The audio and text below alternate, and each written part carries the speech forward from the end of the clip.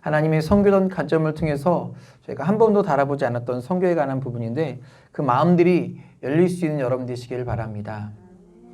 또 다른 부제로는 울타리인가 우물인가 그런 제목입니다. 오늘은 여러분과 제가 선교에 관한 그런 말씀을 생각해 보는데 여러분 신약에서 선교하면 생각나는 사람이 있습니다. 누구죠? 사도 바울입니다. 사도 바울은 특별히 이방인을 위해서 부르심을 받은 사람이라고 말했기 때문에 지금 우리들 머릿속에 생각나는 선교사라고 생각하면 될 것 같습니다. 그래서 저는 오늘 나누려고 하는 말씀은 단순히 해외에 나아가서 선교하는 선교사들의 이야기가 아니라 하나님의 마음에 대한 이야기를 여러분과 함께 나누고자 하는 것입니다. 이 사도 바울은요, 선교를 하는 데 있어서 그는 가장 적합한 적절한 자격을 가지고 있었던 사람입니다. 당시 문화가 헬라 문화권 속에 있었는데 그는 로마 시민권을 가지고 있는 사람이었고요. 그는 헬라어에도 능통한 사람이었습니다. 그래서 사도 바울이 복음을 전하러 갔던 그리스 아덴이라는 지역에서 갔는데 이 지역이 사도 바울과 아주 잘 맞는 지역이었습니다. 오늘 여러분들이 초반에 좀 정신을 차리고요. 저를 잘 따라오셔야 합니다. 조금 어려워요. 그래도 할 거예요. 그러니까 정신을 차리고 따라오셔야 합니다. 오늘 말씀은 잘 따라오셔야 됩니다. 오늘 말씀은 사도행전 17장과 연관이 되어 있습니다. 이 부분을 설명하고 넘어가야 하는데 사도행전 17장에서 바울이 그리스 아테네, 성경에는 아덴이라고 되어 있습니다. 아덴에 가서 복음을 전하게 됩니다. 그의 모든 가지고 있는 장점과 능력을 활용할 수 있는 최적의 장소에서 복음을 전했습니다. 그런데 사도행전 17장 22절에서 바울이 이렇게 말하고 있습니다. 보겠습니다. 바울이 아레오바고 가운데 서서 말하되 아덴 사람들아 너희를 보니 범사에 종교심이 많도다. 바울은요 이들에 대한 충분한 이해를 가지고요 그들의 종교에 대한 충분한 이해를 가지고 사도 바울이 그렇게 자신 있게 당당하게 하나님의 말씀을 전하기 시작합니다. 그런데 그 결과가 사도 바울이 생각했던 것과는 아주 못 미치는 결과가 나타났습니다. 17장 32절과 34절 말씀을 보겠습니다. 그들이 죽은 자의 부활을 듣고 어떤 사람은 조롱도 하고 어떤 사람은 이 일에 대해서 내 말을 다시 듣겠다 하니 이에 바울이 그들 가운데서 떠나매 몇 사람이 그를 가까이하여 믿으니 그 중에 아레오바고 관리 디오누시오와 다마라라 하는 여자와 또 다른 사람들도 있었더라. 아멘. 다마라라 하는 여자. 예, 보십시오. 여기에서 맨 마지막에 주목해 볼 것은요. 제가 밑줄 쳐놨죠. 뭐라고요? 몇 사람이란 말이 있습니다. 여러분 사실 지금까지 사도행전에서 사도 바울이 복음을 전했을 때 놀라운 역사들이 사도 바울 가운데 나타났습니다.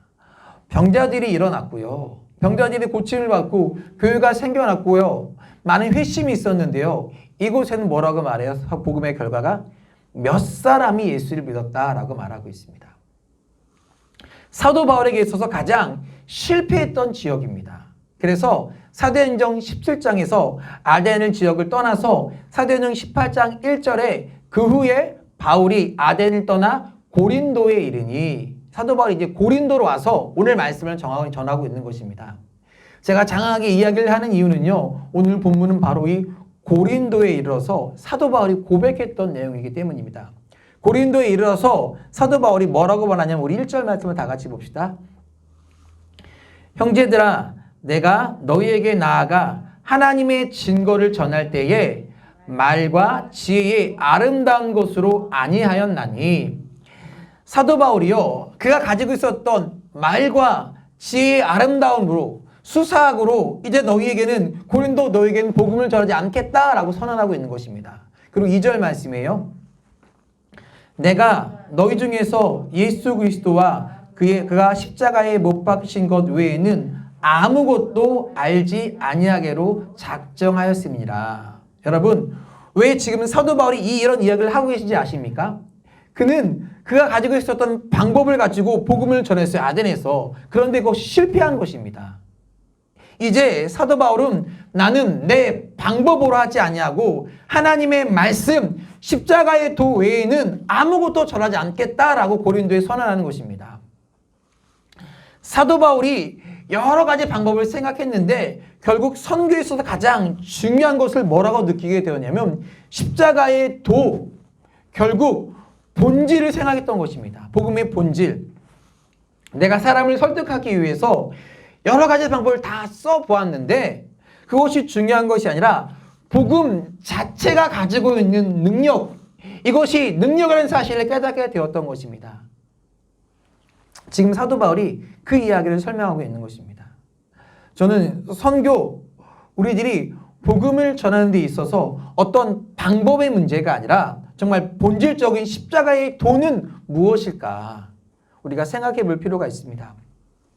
마가복음 10장에 보면요, 유명한 이야기가 하나 나오고 있습니다. 어떤 부자 청년 관원이 예수님께 찾아와서 내가 무엇을 해야 영생을 얻겠습니까? 라고 묻습니다. 여러분 생각해 보세요. 누가 여러분에게 찾아와서 내가 무엇을 해야 영생을 얻을 수 있겠습니까? 라고 물으면 여러분 어떻게 대답하겠습니까? 우린 보통 이렇게 얘기하잖아요. 예수 믿으세요. 예수 믿으면 영생 받고 천국 갑니다. 이렇게 대답하지 않습니까? 네, 대답을 하세요. 보통 이렇게 해요. 예수님이 근데 이렇게 말씀하지 않으셨어요. 아까 미자에서 얘기했던 것처럼 마가복음 10장 21절 23절에 이렇게 말씀하셨습니다. 보겠습니다. 예수께서 그를 보시고 사랑하사 이르시되 내게 아직도 한 가지 부족한 것이 있으니 가서 내게 있는 것을 다 팔아 가난한 자들에게 주라. 그리하면 하늘에서 보화가 내게 있으리라. 그리고 와서 나를 따르라 하시니 그 사람은 재물이 많은 고로 이 말씀을 인하여 슬픈 기색을 띠고 근심하여 가니라. 예수께서 둘러보시고 제자들에게 이르시되 재물이 있는 자는 하나님의 나라에 들어가기가 심히 어렵도다 하시니. 예, 여러분 이 말씀이 단순히 재물에 초점이 맞춰져 있지 않다는 것을 아셔야 합니다. 예수님께서 부자 청년에게 이 말씀을 하신 이유는 그 마음의 주인이 무엇인지, 그 마음에 하나님이 아니라 재물이 주인이기 때문에 내가 그것을 포기하지 않으면 하나님을 믿을 수 없다라고 말씀하신 거예요. 그런데 어떻게 하면 영생을 얻겠습니까? 라는 물음에 예수님께서요, 하나님의 나라로 대답하고 계십니다. 내가 하나님을 믿으면, 이 교리를 믿으면 되는 것이 아니라 하나님 나라에 들어간 것이다 라고 영생을 이렇게 설명하고 있습니다. 우리가 오해하는 것이 있어요. 그것이 뭐냐면 우리는 영생을 어떻게 생각하냐면 죽어서 하늘나라에 가는 것으로 생각하고 있습니다. 많은 사람이 그렇게 생각해요. 그렇게 오해하고 있습니다. 근데 예수님이 전하셨던 복음은 죽어서 하늘나라에 가는 곳, 가는 그것이 아니라 저기에 있는 그 하늘나라를 우리들이 살고 있는 이곳으로 가지고 오는 것입니다. 내가 내 삶의 주인으로 삼았던 그 돈을 포기하고 내 삶의 주인을 하나님으로 삼을 때 저 하늘나라가 지금 어디에 있어요? 너희 안에 임한다고 말씀하고 있는 것입니다. 그러니까 우리가 복음을 전한다, 선교한다고 하는 것은 무슨 의미냐면 우리가 죽어서 가는 하늘나라를 이야기하는 것이 아니라 십자가의 도와 복음이 오늘날 살고 있는 이 땅 가운데 일어나고 있는 것을 의미하는 것입니다. 그럼 십자가의 도는 무엇일까요? 그러면 사도 바울이 복음을 전하는 것, 아니 우리가 성경에서 제일 많이 이야기하는 것은요, 배타적 혹은 포용적이란 말을 이야기합니다. 들어보셔서 배타적, 포용적? 무슨 말인지 알겠죠? 배타적이란 말과 포용적이란 말이. 여러분 세상 사람들이 우리 기독교인을 바라보면서 너희 참 배타적이야. 우리를 이렇게 바라봐요. 너희 참 배타적이다. 너희 참 독단적이야. 이런 말을 하면 왜 그럴까요? 왜냐하면 우리 그리스도인들이 이렇게 얘기해요. 예수 이름밖에 구원받을 수 없다. 하나님께서 천하 인간에게 다른 구원 얻을 만한 이름을 우리에게 주신 일이 없어. 오직 예수만 믿어야 구원받을 수 있어 라고 이야기하니까 기독교는 굉장히 세상 사람이 보기 오만하고요, 배타적인 종교가 되어버렸습니다. 근데 이것은요, 기독교를요, 반만 이야기하는 것입니다. 기독교는요, 굉장히 배타적인데 한없이 포용적입니다. 예전에 목사님들이 이 성경 66권 전체를 한 절로 쫙 짜면은요, 요한복음 3장 16절에 나온다고 말했어요. 핵심적인 요절. 여러분 아실 거라 믿고 안 띄워요. 네. 다 같이 읽겠습니다. 하나님이 세상을 사랑하사 독생자를 이는 저를 믿는 자마다 멸망치 않고 영생을 얻게 하려 하심이라. 여러분 다시 읽을게요. 하나님이 세상을 이처럼 사랑하사 독생자를 주셨으니 이는 저를 믿는 자마다 멸망하지 않고 영생을 얻게 하려 하심이라. 제가 오늘 여러분을 확실히 믿고 말씀을 전할게요. 여러분 다 하셨어요. 감사합니다. 하나님이 세상을 이처럼 사랑하사 독생자를 주셨으니 이는 저를 믿는 자마다 멸망치 않고 영생을 얻게 하려 하심이라. 이 말씀 가운데 굉장히 포용적인 것은 뭐냐면 저를 믿는 자마다, 저를 믿는 사람마다 누구든지 구원을 받을 수 있다는 거예요. 그런데 어떤 그를 믿는 자마다 굉장히 배타적인데 또 굉장히 포용적입니다. 십자가의 도는요, 그렇게 배타적인 것이 아니라 너무나 포용적이고요. 그런데 우리가 이렇게 한없이 포용적으로 끝나는 것이 아니라 또 한없이 배타적입니다. 이 진리를 우리가 알 필요가 있습니다. 저는 십자가의 도에는요, 하나님 아버지의 소원이 있다고 생각합니다. 하나님 아버지의 소원을 알 때 우리들에게는요, 능력이 있다고 저는 믿습니다. 근데 우리들이 이 믿음에 대해서 잘못 오해하고 있는 것이 있습니다. 여러분 잘 들으세요. 믿음에 대한 오해입니다. 우리가 믿는 것을 믿음으로 생각하고 믿음대로 된다고 믿는 것을 믿음이라고 생각하는 것이 오해예요. 이해하셨어요? 우리가 믿는 것을 믿음으로 생각하고 내가 믿는 대로 된다고 믿는 것은 믿음에 대한 오해입니다. 믿음은 내가 믿는 것이 아닙니다. 내 믿음대로 생각하는 그것이 되는 것이 믿음이 아닙니다. 믿음은 철저하게 하나님 아버지의 마음을 알고 하나님을 믿는 것이 믿음이지 내가 믿는 것이 여러분 믿음이 아닙니다. 그러니까 여러분 믿음은요 나의 확신 가운데서 나오는 것인데 확신이 있을 때 우리는 담대하죠. 그래서 사도 바울이요 아덴에서 복음을 전하면서 그가 믿었던 것을 담대하게 전했는데 어떻게 돼서 철저하게 사도 바울이 깨졌어요. 거기서 그가 믿는 것을 전했는데 그래서 사도 바울이 고린도에 있는 교회에게 이렇게 말하는 거예요. 오늘 3절과 5절 말씀을 보면 이제 이해가 되실 것입니다. 오늘 고린도전서 2장 3절부터 5절까지 말씀 보겠습니다. 내가 너희 가운데 거할 때에 약하고 두려워하고 심히 떨었노라.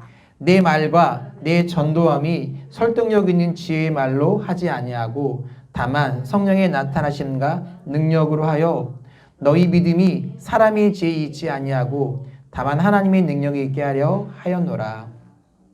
사도 바울에게 있어서 보인 것이 뭐예요? 내가 능력으로 했는데 그거 아니라는 겁니다. 그리고 나의 능력이 나의 능력 아니 하나님이 일하시는 것의 능력이 무엇이냐면 하나님이 행하신 일에 능력이 있다는 사실을 사도 바울이 깨닫게 되는 것입니다. 여러분 우리 마음 가운데는요 선교하고 싶은 곳도 있고요 선교하기 싫은 곳도 있어요. 내가 원하는 곳도 있고요 내가 원하지 않는 곳도 있어요. 여러분 옆 나라 일본을 생각해 보십시오. 여러분 선교하고 싶은지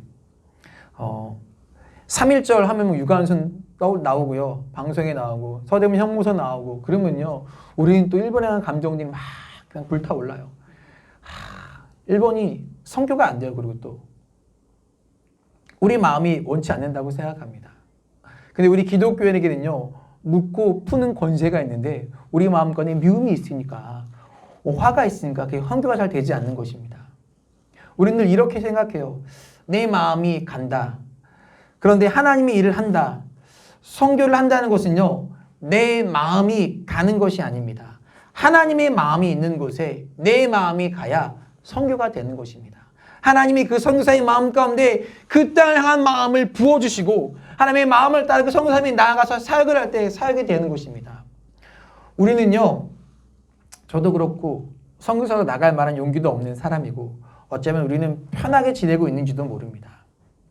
우리들이 할 수 있는 것이 있다면 하나님의 마음이 있는 곳에 가 있는 이 선교사님을 돕고 하나님의 마음에 동참하는 것이 우리에게 필요한 것입니다.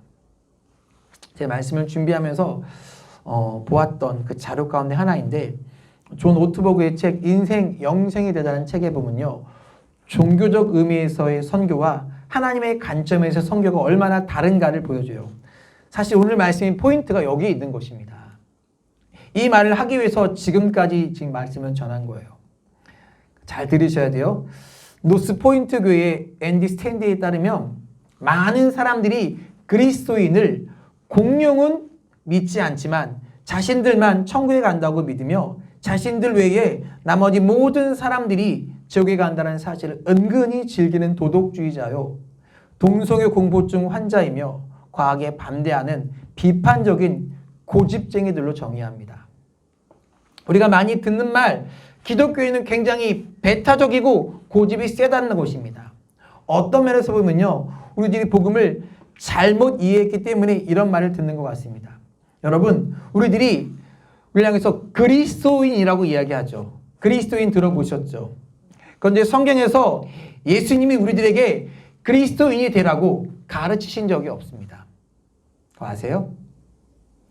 그리스도인이라는 말은요, 성경에 딱 3번 등장하는데 이 책에 의하면 그리스도인이라고 불려졌던 이유는 뭐냐면 당시 초대교회 여러 민족, 유대인뿐만 아니라 헬라인, 로마에 흩어져 있는 많은 사람이 예수를 믿는데 이것을 종족으로 분리할 길이 없으니까 여러 종족 중에서 메시아를 믿는 사람들을 가르쳐서 그리스도인이다라고 불렀어요. 그러니까 호칭하는 단어였습니다. 그리고 예수님이 우리들에게 그리스도인이 되라고 가르치신 것이 아니라 성경에서 제일 많이 나오는 단어는 제자가 되라. 뭐라고요? 제자가 되라. 269번이나 제자가 되라는 말이 등장합니다. 우리가 여기에서 그리스도인이 된다고 하는 것과 제자가 된다고 하는 것을 올바로 이해할 때 우리는요, 선교의 배타성과 포용성을 이해하게 되는 것입니다. 여러분, 우리들이 그리스도인을 만들려고 하려면요, 우리들에게는요, 경계선이 있어야 합니다. 여러분, 그리스도인하고 딱 경계를 지으면서 어떻게 해야 합니까? 그리스도인의 사람의 특징과 그리스도인이 아닌 사람의 특징을 나눠야 하는 것입니다. 그래서 그동안 우리들이 선교를 하면서, 아니 세계 기독교 역사를 보면서 스페인이나 포르투갈이 한창 강대국 때 무적 항대를 앞세워서 남미에 있는 사람들에게 선교하러 많은 사람이 갔습니다. 그런데 아무도 예수를 전해도 예수를 믿지 않는 거예요. 그리스도인이 되지 않는 것입니다. 그래서요, 그리스도인이다라고 복음을 전하면서 수없이 많은 사람을 죽였습니다. 학살했어요. 증오했습니다. 그리스도인이라는 경계를 우리들이 선교라고 이야기할 때 우리는요, 하나님의 마음을 참 많이 잃어버렸습니다. 그런데 우리들의 목적이 그리스도인을 만드는 것이 아니라 하나님을 믿는, 하나님을 따르는 사람을 만드는, 제자를 만드는 것이라고 할 때 우리는요, 경계선상에서 보는 것이 아니라 조금 더 다른 차원에서 하나님을 믿어가는 과정으로서의 선교를 우리들이 보게 되는 것입니다. 여러분, 좀 어려우세요? 여기까지 괜찮으세요? 어려워도 할 거예요. 어쩔 수 없이. 오늘 아직 3장 정도 남았으니까 할 거니까 잘 따라오세요. 여러분, 예수님 당시에 예수님이 율법학자들과 바리새인들에 대해서 굉장히 많이 질책하셨습니다. 율법학자들이 어떠한 사람들이냐면 그들이 율법을 정해놓고 율법을 지키는 사람과 지키지 않는 사람 이렇게 구분하는 것입니다. 그런데 예수님이요, 율법학자들 향해서 독사의 자식들아, 회칠한 무덤하면서 그들이 잘못했다고 이야기하셨습니다. 그들은요, 율법을 지키는 사람들인데 왜 그랬을까요? 율법을 지키는데 하나님 아버지의 마음이 없으니까 예수님께서 계속해서 그들을 향해서 하나님을 모른다, 하나님의 마음을 모른다고 말씀하시는 것입니다. 좀 어려운 말인데 존 오트버그의 그 책에서 유계집합과 중심집합이라는 말을 재미있는 개념으로 설명합니다. 그리고 그것으로 제자애들을 설명하는데 제가 그림을 보여드릴게요. 보세요. 자, 좌측에 동그라미 쳐져 있죠. 그게 유계집합입니다. 저 안에 들어간 사람과 밖에 있는 사람들을 구분하는 거예요. 이 선 안에 들어온 사람만 우리 사람인 거예요. 그 옆에는 뭐예요? 저게 중심집합인데 중심에 뭐가 있어요? 십자가가 있어요. 십자가에 가까이 있는 사람도 있고 십자가에 멀리 떨어져 있는 사람도 있죠. 그러나 전부 저기는 하나입니다. 이렇게 설명해요. 여러분 삼각형 아시죠? 삼각형의 정의가 뭘까요? 수학 시간 아니에요. 우리 혜린이 한참 삼각형 옛날에 기억나는데 세 면과 세 꼭지점으로 되어 있는 것이 삼각형입니다.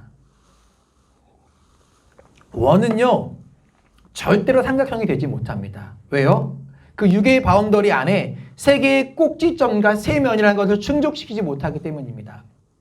6개 집합에서는요 경계를 정말로 명확해서 대상을 명확히 규정합니다. 그런데 중심 집합을 하는 것은요 이 오토버그 목사님 왜 이렇게 정의를 설명하는지 모르는데 왜 이런 예를 들었는지 모르겠는데 예를 들었는데 대머리를 예로 들었어요. 대머리. 대머리를 정의하는데 머리카락이 하나도 없는 것이 대머리죠. 자 그러면 지금 갓 태어난 아기가 태어났는데 머리카락이 하나도 없어요. 그럼 이 아이는 대머리인가요? 안 대머리인가요? 태어났는데 머리카락이 하나도 없어요. 그런데 우리는 이 아기를요 대머리라고 말하지 않아요. 왜 그래요? 자라면서 머리카락이 어떻게 할 거니까? 날 거니까. 그런가 하면 20대의 청년들 머리카락이 그냥 북실북실해요. 저도 북실북실했는데 부러워요. 근데 이 청년들이 대머리입니까? 아닙니까? 대머리 집합 속에 못 들어가요. 그런데 이 청년도요 나이가 들면 머리카락이 빠질 수 있으니까 뭐예요? 잠재적인 대머리예요. 자 그럼 우리가 대머리라고 구분할 때 머리카락이 몇 가닥 있는 사람이 몇 가닥 있는 사람이 대머리고 몇 가닥 있는 사람이 대머리가 아닐까요? 그걸 누가 정해요? 그렇게 정하지 말라는 거예요. 변화될 수 있다는 겁니다. 저도 하나님의 머리가 날 수도 있고요. 머리 심을 수도 있으니까 누가 그걸 정할까요? 그렇게 정하지 말라는 거예요. 변화될 수 있다는 겁니다. 하나님만이 아신다는 거예요. 우리가 복음을 전하는데 저 사람은 그리스도인, 저 사람은 그리스도인이 아닌 우리의 관점으로 보는 것이 아니라 하나님이 그들을 사랑하시고 포용하시고 제자로 만들어가는 가정을 보기 시작할 때 우리들 눈에 아직 부족한데 그 사람을 우리들이 보게 되고요. 우리가 품을 수 있게 되는 것입니다. 목회 초년생들 향해서 늘 대학이나 이런 데서 강의가 있어요. 강사 목사님을 모시고 강의를 하는데 한 젊은 목사님이 질문합니다. 목사님이 사역하는 교회에서 몇 명이 세례를 받았습니까? 목사님이 대답했습니다. 몇 명이 세례를 받았어요. 또 젊은 목사님이 물었습니다. 그러면 몇 명이 모여서 예배를 드립니까? 네, 몇 명 모여서 예배를 드립니다. 그랬더니 이 젊은 목사님이 목사님 그럼 그 사람이 몇 명이 세례를 받고 몇 명이 예배를 드리는 것이 중요한 것이 아니라 몇 명이 구원받았는지 그 증거를 내게 보여주세요. 몇 명이 구원받았는지 그 증거를 보여달래요. 목사님 너무 황당하죠. 이걸 어떻게 증명할까요? 그걸 보여주어야 내가 목사님을 믿겠다는 거예요. 몇 사람이 세례를 받고 몇 사람이 예배를 드리는 것이 뭐가 중요하냐. 구원받은 증거를 보여주세요. 그걸 어떻게 증거를 보여줄 수 있습니까? 구원받은 증거를 보여주세요. 목사님도 모르죠. 여러분 세례를 받았다고 여러분 구원받은 사람인가요? 여러분 세례 받았다고 구원받은 사람인가요?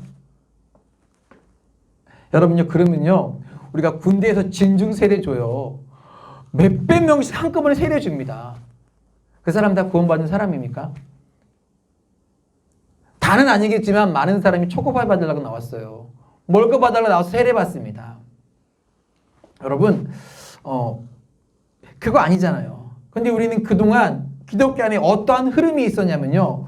우리 바운더리를 자꾸 정하면서 이렇게 묻는 거예요. 구원 받았어요? 몇 날 몇 시에 구원 받았어요? 그거 이야기하면 구원 받은 사람이고요. 이야기하지 못하면 구원 받지 못한 사람입니다. 또 세례를 받으면 구원을 받았다. 그래서 우리는요. 우리 바운더리를 자꾸 만들어서 그것이 그 정한 틀에 맞지 않으면 너와 나는 틀리고 다른 거예요. 너 아니네. 너 틀렸네. 이렇게 규정합니다. 모르겠어요. 제가 극단적인 이야기일지 모르지만 이렇게 정하는 것은요, 이단 같아요. 여러분 어떻게 생각하는지 모르겠지만 제가 생각할 때 이단 같이 보입니다. 그것은요, 우리의 구분과 우리의 기준이 아니라 하나님이 하시는 일입니다. 우리는요, 하나님의 사랑을 알고 하나님의 마음을 알기 때문에 그 마음을 가지고 우리들이 살아가는 사람들이지, 우리들이 구별하거나 우리들이요 경계를 짓는 사람들이 아닙니다. 어떻게 보면 예수님께서 그 사람을 향해서 굉장히 무섭게 말씀하십니다. 우리가 회심이라는 부분을 생각하는데 어떤 부분일까? 몽골에서 선교하는 그 의료 선교사님이 계신데, 의료 선교를 가면 한 주간 내내 오지에 가서 의술을 베풀고 복음을 전하고 그들을 돕고 마지막 오는 날에 예수 믿기로 결심한 사람 나오세요. 그러면 90%가 나온대요. 그런데 다음에 가보면 90% 중에 10%도 남아있지 않는 겁니다. 우리들이 생각하는 회심, 우리들이 생각하는 그리스도인이 된다고 하는 것은요, 주를 딱 그어서 그 안에 들어오면 그리스도인이 되고 그 밖에 나아가면 그리스도인이 될 수 없는 것입니다. 그렇게 이야기할 수 있는 것이 아니라는 것이에요. 제가 부제를 울타리인가 우물인가라고 얘기했죠. 호주에 가면요, 가축을 잡아두는 두 가지 방식의 목장이 존재합니다. 하나는요, 목장이 아닌 동물들이 밖으로 나가지 못하도록 울타리를 두릅니다. 그러면요, 밖에 있는 것도 들어오지 못하고 안에 있는 것도 나가지 못합니다. 울타리를 치는 거죠. 또 하나는요, 가운데 우물을 파는 것입니다. 그러면 물을 먹기 위해서 뭐예요? 동물들이 모여드는 것입니다. 저는 이렇게 생각합니다. 오늘 우리 사이에 우리가 교회로서 하나님이 주시는 많은 사명을 가지고 있는 우리들에게 중요한 것은요, 우리는 교인입니다. 그리스도인입니다. 이렇게 울타리를 치는 것이 아니라 하나님의 마음을 가지고 살아가는 우리와 복음을 가지고 제자가 되는 가정들을 우리들이 바라보며 우리들이 이렇게 복음의 핵심을 향해, 주님의 사랑을 향해 살아가는 것입니다 라는 것을 보여줄 때, 그것이 선교적 지경을 넓히는 일이지 우리들이 경계를 긋는 것은 아니라고 생각합니다. 우리가 가장 경계해야 할 것은요, 바로 신앙을 경계선으로 판단하는 것입니다. 우리 교회, 우리 구역, 같은 교사, 이렇게 자꾸 선을 그어서 구분하는 거예요. 양주, 서울, 이렇게 자꾸 선을 그어서, 우리 경계선을 그어서 우리 신앙을 판단하는 것은 잘못됐다는 거예요. 디트리트 보네퍼라는 사람이 있습니다. 세계 2차 대전에 겪으면서 독일의 교회가 힘없이 나치에 굴복하고 순종하는 것을 바라보면서 값싼 은혜라고 비판했습니다. 보네퍼가 이렇게 말을 합니다. 우리가 주일날 예배하고 1시간 봉사하고 돌아가면서 나는 구원받은 사람입니다 라고 생각하는 것처럼 값싼 은혜가 없다는 것입니다.